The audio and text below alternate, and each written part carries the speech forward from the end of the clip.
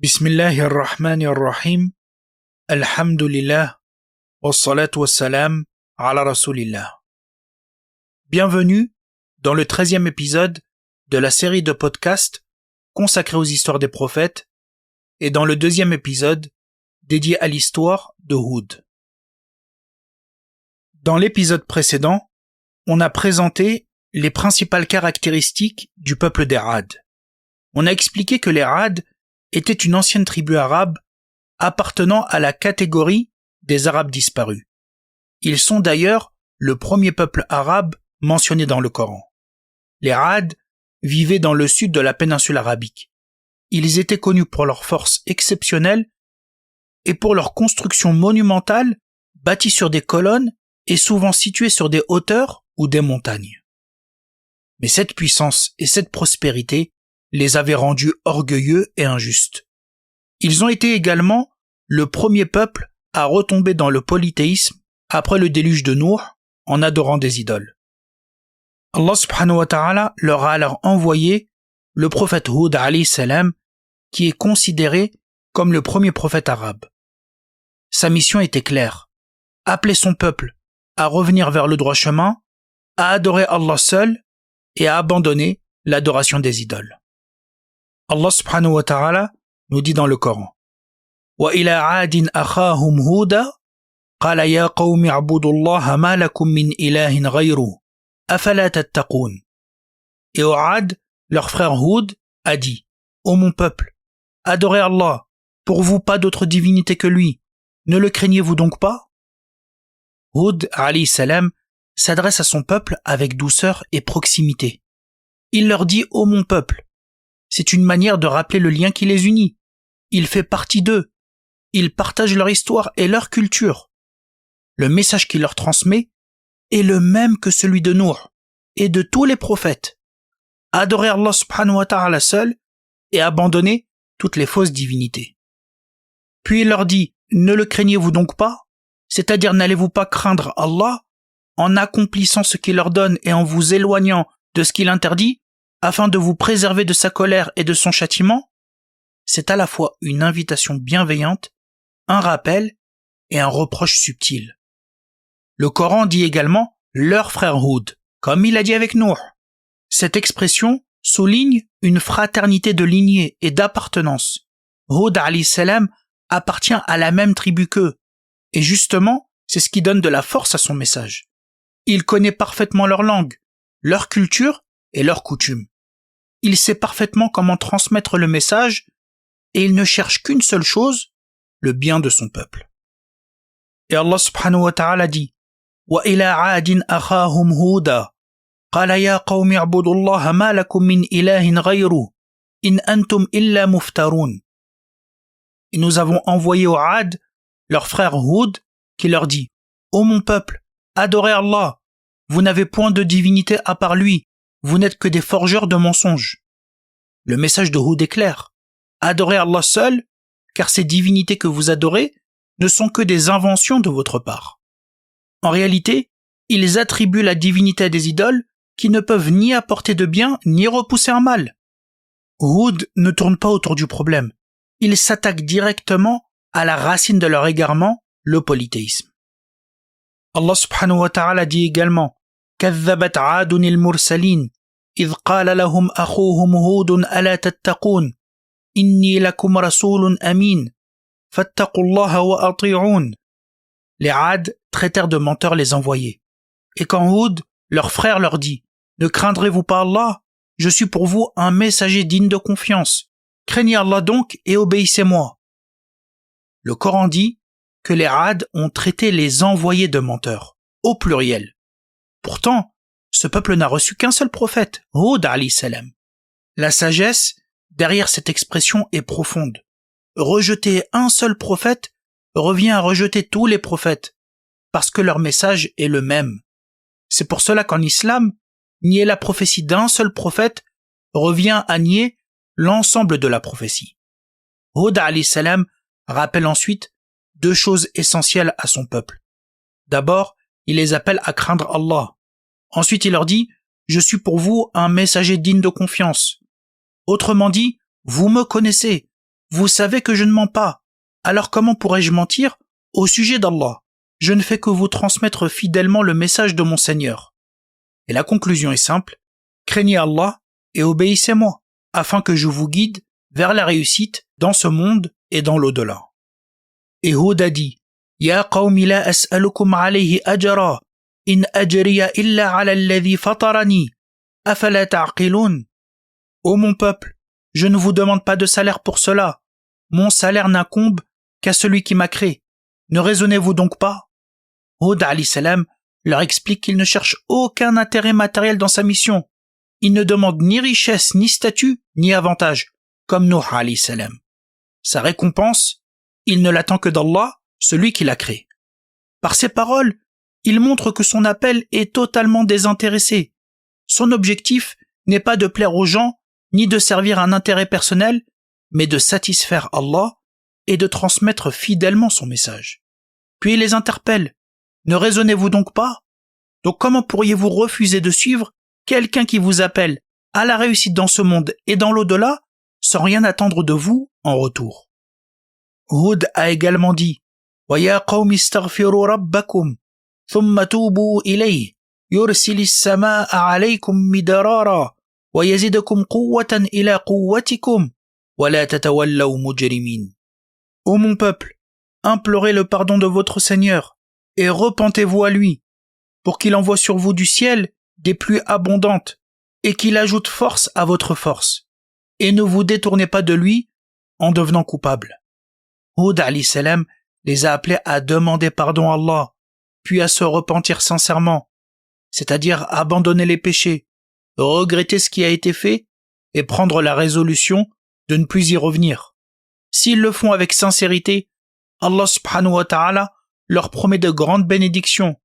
Il leur enverra des pluies abondantes, ce qui était essentiel pour eux. Parce que si vous vous rappelez bien, leur terre était sablonneuse. Et ils avaient besoin d'eau pour leur culture, leurs troupeaux et leur survie. Et Allah subhanahu wa ta'ala leur promet aussi d'ajouter de la force à leur force. Or, le peuple des Ad était déjà l'un des peuples les plus puissants de sa région. Cela signifie qu'Allah leur accorderait encore plus de puissance, mais aussi davantage de richesse et une descendance prospère. Par l'intermédiaire de quoi? Par l'intermédiaire de l'istighfar, la demande de pardon, comme avec le peuple de Nuh, alayhi salam. Mais Hud termine par un avertissement. Ne vous détournez pas en devenant coupable. C'est-à-dire, ne rejetez pas cet appel et ne persistez pas dans la mécréance parce que les conséquences pourraient être très graves.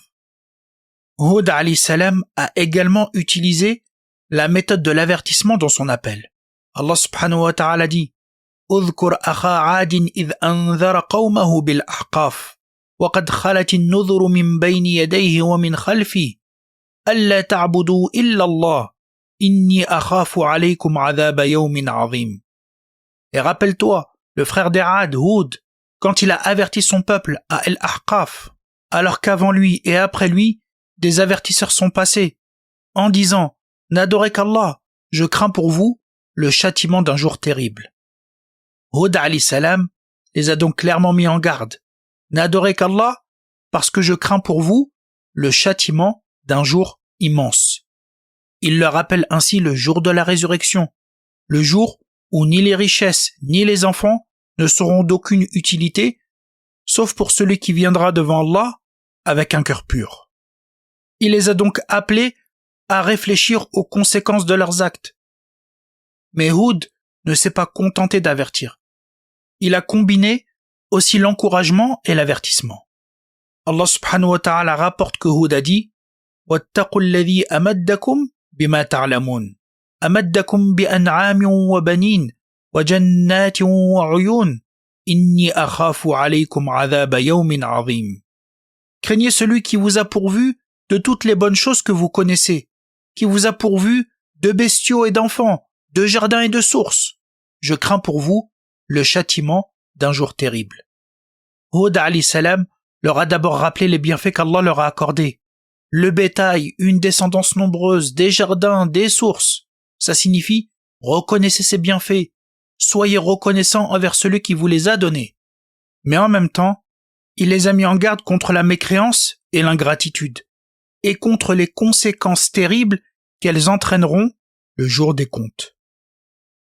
Face à ce message rempli de sagesse, le peuple d'Ad a-t-il été réceptif? Malheureusement pas du tout. Comme le peuple de Nuh alayhi salam avant eux, ils ont répondu en attaquant leur prophète. Ils ont même affirmé que son appel était insensé, qu'il n'avait aucun sens, et ce n'était que le début de leur opposition. Allah subhanahu wa ta'ala nous rapporte la réaction du peuple d'Ad.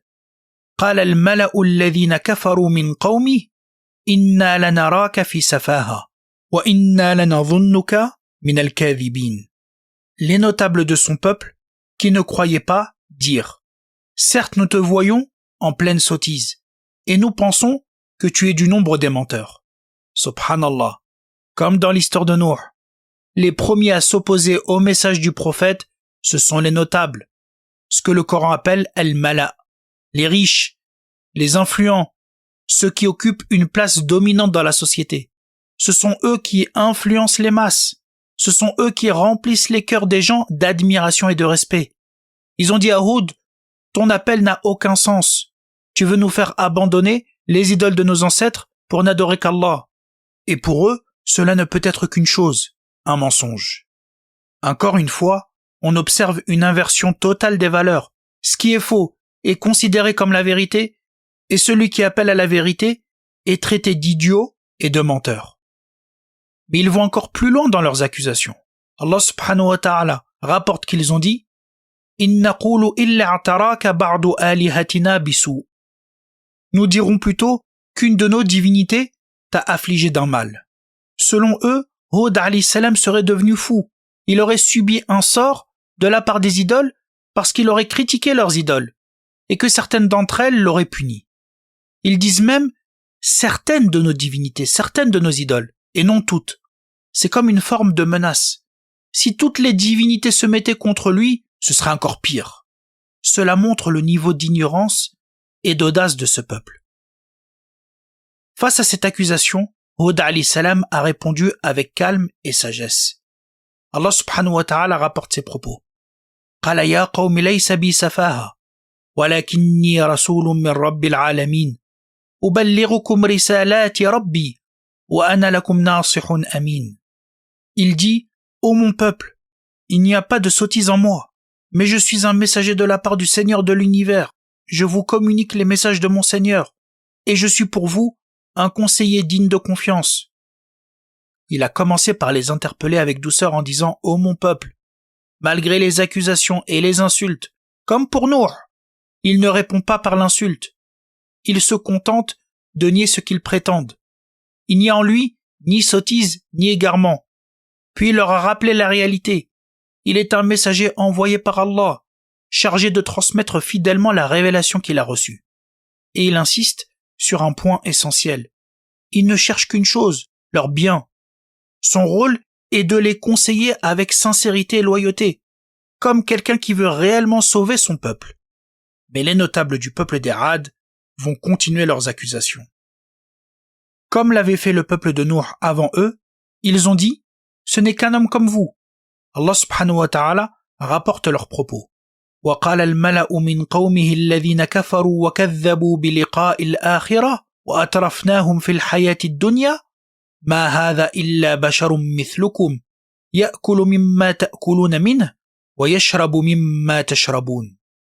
Les notables de son peuple qui avaient mécru et traité de mensonge la rencontre de l'au-delà et auxquels nous avions accordé le luxe dans la vie présente dirent: celui-ci, donc Hud, n'est qu'un être humain comme vous, mangeant de ce que vous mangez et buvant de ce que vous buvez. Si vous obéissez à un homme comme vous, vous serez alors perdant. Il est intéressant de remarquer que le Coran met en évidence 3 caractéristiques principales chez ces notables qui s'opposent au prophète Hud. Premièrement, il mécroit en Allah, en lui associant des idoles. Deuxièmement, il rejette l'au-delà et le jour de la résurrection. Et troisièmement, ils vivent dans l'opulence et le luxe ici-bas, ce que le Coran appelle at-taraf. L'opulence, c'est le fait de posséder une grande abondance de richesses, de biens et de plaisirs mondains. Mais au lieu que cette abondance conduisent à la reconnaissance envers Allah, elle produit souvent l'effet inverse. Elle produit l'ingratitude et la transgression. Cette richesse démesurée et exagérée conduit à l'arrogance et à l'injustice, au point que la personne finit par se comporter comme si elle se suffisait à elle-même, comme si elle n'avait besoin de personne, et c'est comme si elle se croyait invincible. C'est une caractéristique que l'on retrouve fréquemment chez les élites opposées aux prophètes, et elle aide à comprendre la racine de leur égarement. Ces notables ont donc dit « Ce n'est qu'un homme comme vous, il mange et il vit comme vous, alors comment pourrait-il être un messager envoyé directement par Allah ?» Hud a alors répondu « أَوَعَجِبْتُمْ أَنْ جَاءَكُمْ ذِكْرٌ مِّن رَبِّكُمْ عَلَى رَجُلٍ مِّنْكُمْ لِيُنذِرَكُمْ » Vous vous étonnez qu'un rappel vous vienne de votre Seigneur à travers un homme issu de vous pour qu'il vous avertisse? Comme on l'a expliqué dans l'histoire de Nuh, la sagesse divine veut que les messagers soient des êtres humains et non des anges. Ainsi, ils peuvent vivre parmi leur peuple, comprendre leur réalité, transmettre le message dans leur langue et devenir des modèles accessibles à suivre. C'est justement ce qui rend leur exemple concret et applicable dans la vie des hommes. Plusieurs choses ont empêché le peuple de Hud alayhi salam d'accepter la vérité. Parmi elles, il y a le suivisme aveugle des ancêtres.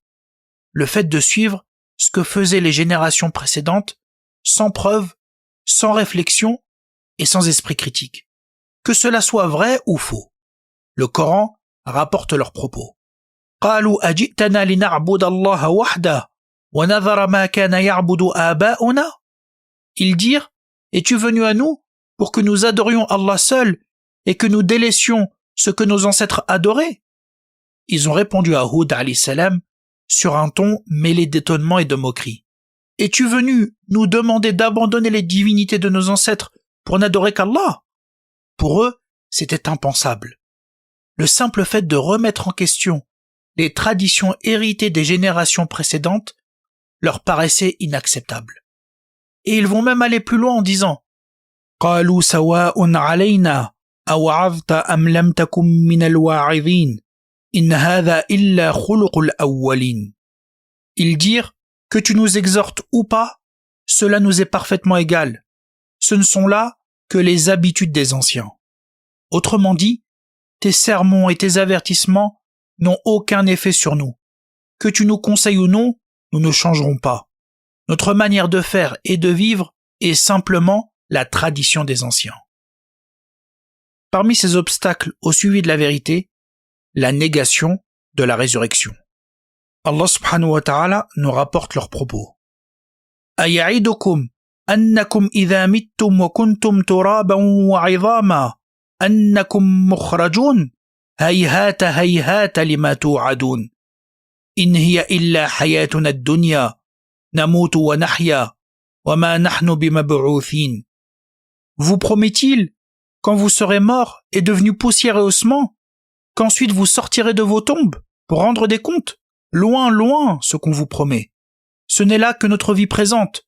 Nous mourrons et nous vivons, et nous ne serons jamais ressuscités. Ce n'est qu'un homme qui forge un mensonge contre Allah, et nous ne croirons pas en lui.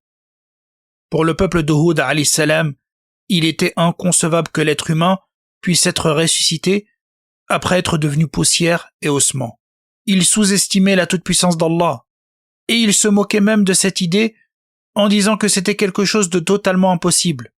Dans leur vision du monde, seule la vie terrestre existait. On vit, on meurt, et tout s'arrête là. Et c'est justement à cause de cette vision matérialiste qu'ils rejetaient le message du prophète Hud alayhi salam, allant jusqu'à l'accuser d'inventer un mensonge contre Allah. Un autre élément empêchait le peuple de Ad d'accepter la vérité. C'était l'opulence dans laquelle ils vivaient. Comme on l'a mentionné, le peuple de Ad possédait une grande puissance civilisationnelle et architecturale. Ils construisaient sur chaque hauteur des tours et des monuments impressionnants. Malgré le fait que leur territoire soit en grande partie constitué de dunes de sable, ils avaient réussi à exploiter la terre, à l'aménager et à développer une société prospère. Mais cette richesse s'était transformée en arrogance et en ostentation. Le prophète Hud alayhi salam les interpella à ce sujet. Allah subhanahu wa ta'ala dit « Atabnouna bikulli ri'in ayatan ta'bathun » Bâtissez-vous dans chaque vallée un monument par amusement? Hud alayhi salam leur dit donc « Construisez-vous sur chaque hauteur des édifices visibles de loin, simplement par jeu, par frivolité et par orgueil, sans réel besoin ?»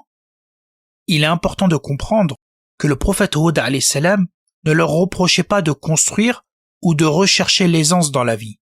Ce qu'il leur reprochait, c'était de construire uniquement pour l'ostentation, par vanité. Le mot ri' dans le verset désigne justement ces hauteurs sur lesquelles ils élevaient leur construction, comme des signes visibles de leur puissance. C'est pour cela que le Coran parle de aya, c'est-à-dire un signe. Ces monuments étaient pour eux le symbole de leur force et de leur richesse. Certains récits rapportent même que les gens du peuple de Had s'asseyaient dans ces édifices élevés pour se moquer des passants, les rabaisser et les mépriser. D'autres exégètes expliquent aussi qu'ils avaient en mémoire que le peuple de Nuh alayhi salam avait été détruit par le déluge. Ils cherchaient donc à construire sur des hauteurs et des montagnes, pensant ainsi pouvoir se protéger d'éventuelles inondations. Puis Hud alayhi salam leur a dit « وَتَتَّخِذُونَ مَصَانِعَ لَعَلَّكُمْ تَخْلُدُونَ » Édifiez-vous des tours comme si vous alliez vivre éternellement. C'est-à-dire, vous construisez des édifices solides, des tours et des palais imposants sur des hauteurs et sur de grandes colonnes, comme si vous alliez y rester pour toujours. Mais en réalité, tout cela est éphémère. Ces constructions disparaîtront un jour, tout comme ont disparu les peuples qui vous ont précédés. Hud alayhi salam les a donc interpellés pour leur reprocher ces actes d'ostentation. Et Hud alayhi salam a dit وَإِذَا بَطَشْتُمْ بَطَشْتُمْ جَبَّارِينَ Et quand vous sévissez contre quelqu'un, vous le faites impitoyablement. En effet, le peuple de Had se distinguait aussi par sa brutalité et par sa tyrannie. Lorsqu'il punissait quelqu'un, il le faisait souvent avec une violence excessive. Une faute mineure, une petite faute, pouvait entraîner une punition disproportionnée, parfois jusqu'à écraser complètement leur adversaire. Cette attitude révélait leur orgueil et leur sentiment de puissance. Ils se voyaient comme les plus forts sur terre, capables d'imposer leur volonté sans aucune limite. Le prophète Hud alayhi salam les a mis alors en garde. Le pouvoir véritable n'appartient qu'à Allah et aucun être humain ne doit se comporter comme un despote. L'islam n'interdit pas de défendre ses droits ni de punir l'injustice, mais il impose une règle fondamentale. La punition doit être proportionnelle à la faute. Le dernier obstacle que l'on peut évoquer dans le refus de suivre la vérité, c'est bien évidemment l'orgueil. Lorsque Hud alayhi salam leur a apporté des arguments et des preuves claires, son peuple a répondu avec arrogance. Allah subhanahu wa ta'ala rapporte leurs propos. قالوا يا هود ما جئتنا ببينة وما نحن بتاركي آلهتنا عن قولك وما نحن لك بمؤمنين. Ils dirent, ô Hud, tu n'es pas venu à nous avec une preuve, et nous ne sommes pas disposés à abandonner nos divinités sur ta parole, et nous ne croyons pas en toi.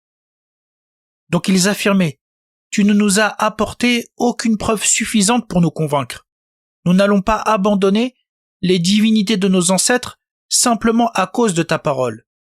Et ils ont conclu en disant, nous ne croirons pas en toi, comme pour fermer définitivement la porte à son message. Allah subhanahu wa ta'ala dit également, أما عاد فاستكبروا في الأرض بغير الحق وقالوا من أشد منا قوة أولم يروا أن الله الذي خلقهم هو أشد منهم قوة وكانوا بآياتنا يجحدون. Quant aux Had, ils s'enflèrent d'orgueil sur terre injustement, et ils dirent, qui est plus fort que nous? N'ont-ils pas vu qu'en vérité, Allah qui les a créés est plus fort qu'eux? Et ils reniaient nos signes.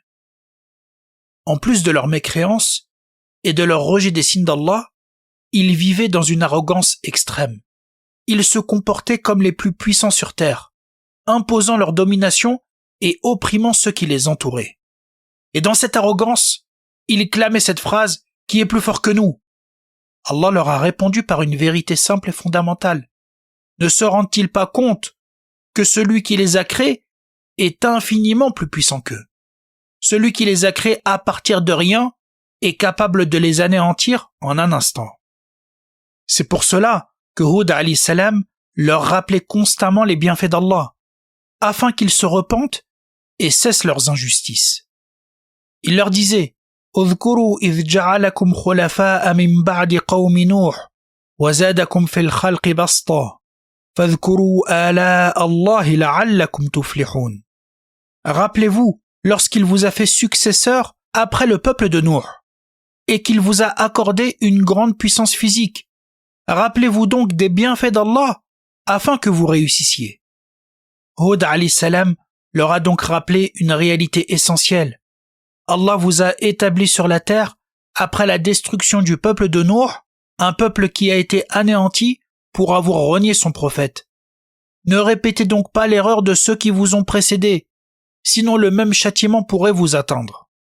Et souvenez-vous aussi du bienfait particulier qu'Allah vous a accordé. Il vous a accordé une force incroyable et des corps imposants. Rappelez-vous donc les bienfaits d'Allah afin d'obtenir les bénédictions dans cette vie et la récompense dans l'au-delà. Ainsi Hud alayhi salam les exhorta et leur rappela. Mais son peuple ne s'est pas soumis et n'a pas répondu à son appel.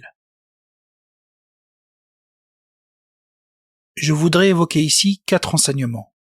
Le premier enseignement, c'est que l'histoire du prophète Hud alayhi salam et du peuple de Ad montre que l'un des plus grands dangers pour l'être humain, c'est l'insouciance et l'oubli. Ce peuple vivait peu de temps après celui de Nuh. Et le souvenir du déluge existait encore. Tous les éléments étaient présents pour qu'ils tirent des leçons du passé et qu'ils restent sur la vérité. Pourtant, ils ont choisi l'insouciance. Ils ont ignoré les signes d'Allah.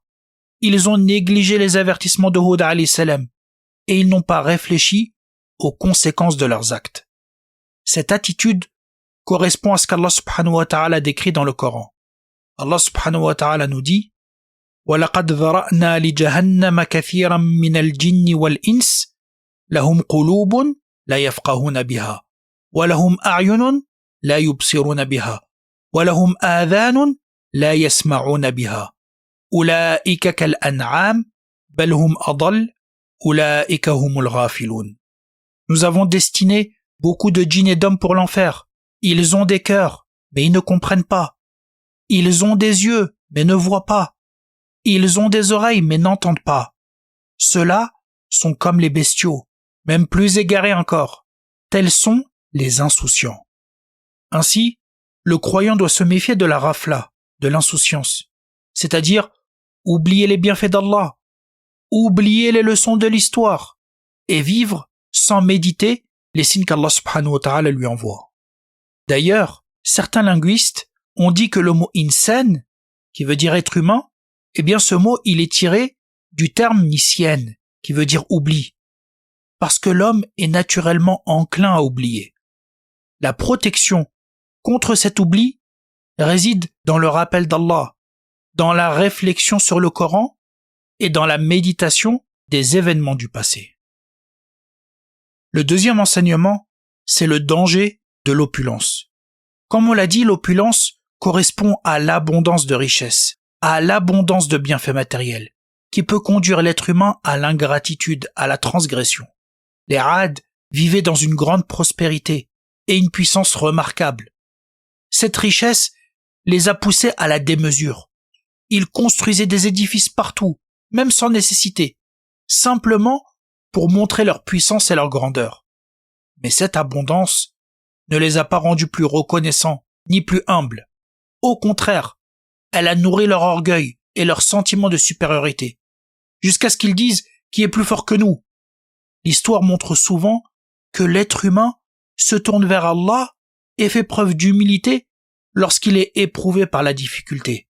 En revanche, Lorsque la vie devient très confortable et que les biens abondent, beaucoup ont tendance à se croire autosuffisants et à oublier leur dépendance envers Allah. Ce phénomène est visible dans de nombreuses sociétés prospères. Plus le confort matériel augmente, plus certains s'éloignent d'Allah, pensant que leur puissance et leur technologie peuvent tout leur garantir. Pourtant, cette impression d'autosuffisance n'est qu'une illusion. C'est précisément cette illusion qui a frappé le peuple de Ad. Leur richesse et leur puissance les ont aveuglés jusqu'à les conduire à l'orgueil et finalement à leur destruction comme on le verra. Le troisième enseignement, c'est le danger du suivisme aveugle des ancêtres. Le fait de suivre ce que faisaient les générations précédentes sans preuve, sans réflexion et sans esprit critique. Le peuple de Hud a réagi exactement de cette manière. Pour eux, remettre en question les traditions héritées des ancêtres était inconcevable. Peu importe que ces pratiques soient vraies ou fausses, le simple fait que leurs ancêtres les avaient suivies leur semblait suffisant. Ce phénomène n'est pas propre au peuple de Ad. De nombreux peuples mentionnés dans le Coran ont opposé exactement le même argument au prophète. Le prophète Mohammed sallallahu alayhi wa sallam lui-même a été confronté à ce fléau. Ces peuples se réfugiaient derrière les traditions héritées pour éviter de remettre en question leurs croyances. Allah subhanahu wa ta'ala dit dans le Coran, et quand on leur dit « Suivez ce qu'Allah a fait descendre », ils disent « Nous suivons plutôt ce sur quoi nous avons trouvé nos ancêtres ». Cela nous enseigne une leçon très importante. Le croyant doit développer un véritable esprit critique. Il ne doit pas dépendre aveuglément de la réflexion des générations précédentes, ni suivre une pratique simplement parce qu'elle est ancienne ou répandue. La vérité ne se mesure ni à la tradition, ni au nombre de personnes qui la suivent. La vérité se reconnaît par les preuves et par la révélation d'Allah. Il est important d'apprendre à chercher la vérité avec sincérité, à réfléchir, à examiner les preuves et à accepter la vérité où qu'elle se trouve, même si cela implique de remettre en question certaines habitudes héritées. Parce que suivre la vérité est un honneur, même si peu de gens la suivent, et refuser la vérité simplement parce qu'elle contredit les traditions des ancêtres est une erreur dans laquelle de nombreux peuples du passé sont tombés. Le quatrième enseignement, c'est l'importance de la foi au jour de la résurrection. L'histoire du peuple de Ad montre aussi que le rejet du jour de la résurrection est une cause majeure d'égarement. Ce peuple refusait de croire qu'Allah subhanahu wa ta'ala pouvait ressusciter les corps après qu'ils soient devenus poussière et ossements. Cette vision matérialiste les a conduits à penser que la vie se limitait à ce monde et que leur puissance physique et leur construction impressionnante les rendaient presque invincibles. Or, le Coran enseigne que le remède à cet égarement, c'est la foi au jour de la résurrection. Celui qui croit véritablement qu'il sera ressuscité et jugé comprend que la vie d'ici-bas n'est que temporaire et que chaque action sera comptée et pesée devant Allah. Cette foi pousse donc à l'humilité, à la responsabilité et à la justice. C'est pourquoi le Coran établit un lien constant entre la vie d'ici-bas et l'au-delà. Lorsque les hommes oublient l'au-delà, ils s'abandonnent facilement à l'orgueil, à l'injustice et à la transgression. Ainsi, l'égarement du peuple de Ad était étroitement lié à leur refus de croire en la résurrection, ce qui les a amenés à vivre comme si ils ne devaient jamais rendre de compte. Si cet épisode vous a été bénéfique, prenez quelques secondes pour soutenir le podcast. Mettez 5 étoiles sur votre plateforme d'écoute, laissez un commentaire, partagez autour de vous et abonnez-vous pour ne rien manquer des prochains épisodes. Barakallahu fikum et on se retrouve très bientôt, bi'idhnillah.